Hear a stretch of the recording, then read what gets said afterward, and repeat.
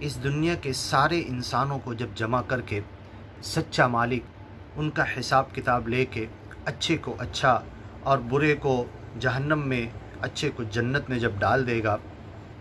متقین فیہا، تو جہنمی تو جو جلتے رہیں گے،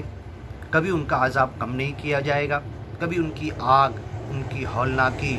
ان کی تڑپ، ان کا جلنا، ان کا تڑپنا کبھی کم نہیں کیا جائے گا۔ اس کے برعکس جنت میں جانے والے متقین فیہا، وہ آرام سے مزے اڑا رہے ہوں گے،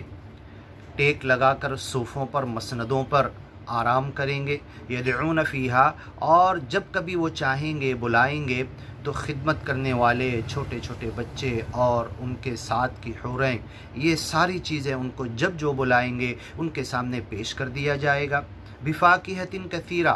ڈھیر سارے قسم کے میوے، و شراب، اور پینے کی چیزیں، اور 5 قسم کی نہروں کا تذکرہ تو خود قرآن میں آیا ہے، خمر لذۃ للشاربین، اور ایسے شراب اور دارو کی بھی نہر ہوگی جو لذت دار ہوں گے، جس کے نشے میں دھت ہو کر گریں گے پڑیں گے نہیں، سر دکھے گا نہیں، بدن میں بیماری پیدا نہیں کرے گی،